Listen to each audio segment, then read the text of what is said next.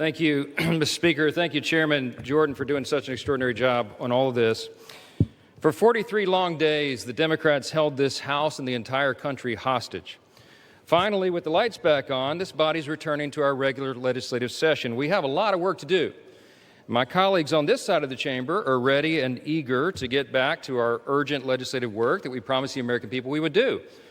We've got to continue lowering the cost of health care. We've got to bring down prices for American families, and we've got to finish the regular appropriations process, just to name a few of those priorities. And I wish I could say that our first order of business would be to get to those urgent priorities, but of course we're here spending time on the floor about something else. This is something we could have resolved last week when we brought a unanimous consent to pass this discharge with the full support of the body. But our friends over here who are arguing today stalled that. They objected to it, and they wanted to have this exercise instead. And that's why we say that this is a show vote. That's what this is. They're making a show of it. And it really is a shame. We have some heroic women in the chamber today. I met with many of them a while back. They're in the gallery here. They have come forward. They have shown their faces. They've used their names to share the unspeakable tragedies that many of them were subjected to, some of them when they were very young. And it is a heroic service to the country. They are seeking justice, and the justice has been delayed for too long. The Department of Justice, many years ago, should have brought these charges. It took too long to do it. And now we're in this process of making sure all the American people get the information, but we have to do it in the right way, After 4 years of Democrat control under President Biden, they were not truthful with us about a lot of things. The Democrats insisted the border was secure. We knew it wasn't. They insisted that inflation was transitory. We knew it wouldn't be. They misled the American people about the obvious mental and physical decline of the previous commander-in-chief. And now those same Democrats are demanding transparency. Suddenly, transparency is their new word. Out of nowhere, they've taken a curious concern in the Epstein investigation, all in the name of that, in the name of transparency. But the question has been asked here many times during the debate on the floor, and everybody questioning why it is that Democrats have done this right now have to look at the obvious facts. The Democrats had all the Epstein files in their possession for 4 long years under the Biden presidency. The Biden Department of Justice had these files, and no one on this side who is breathless today about the urgency of this release ever said a word about it. And it was the Democrats who could have urged President Biden's Department of Justice to go beyond prosecuting just Epstein and Ghislaine Maxwell, but they didn't do it. And so it's a fair question to ask today, why now? Why the sudden urgent interest in Jeffrey Epstein? Look, we know why.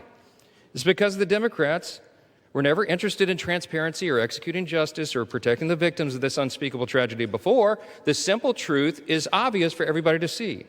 This is a political exercise for Democrats, and it pains me to say it. I wish that was not the truth, but it is, and it's undeniable. This is as deceitful and dishonest as their pointless stunt was to shut the government down.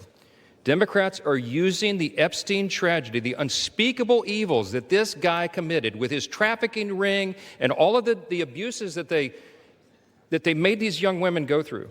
They're using that as a political weapon to try to distract from their failures as a party and to try their best to try to tie President Trump somehow into this wretched scandal.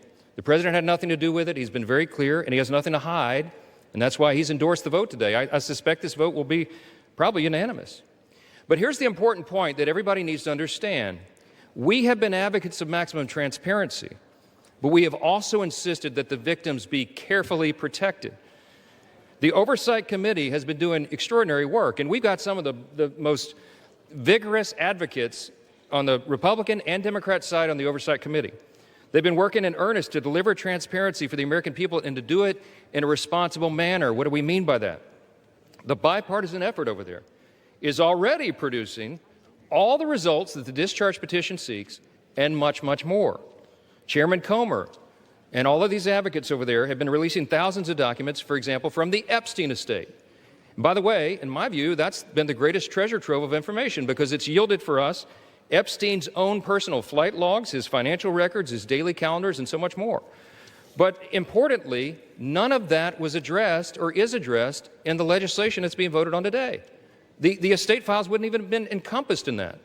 And so it goes to show that the Oversight Committee is doing it from the right way. From the very beginning, We've been insistent that this matter be handled carefully and with the utmost caution and care for the people who have been harmed.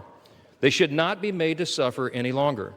We're talking about real people's lives at stake here, and young victims who don't want to be dragged into this political game that could get hurt further. But the Democrats are rushing the release of thousands of unsubstantiated documents that may be included in this, that are going to be in the public domain with the passage of this bill.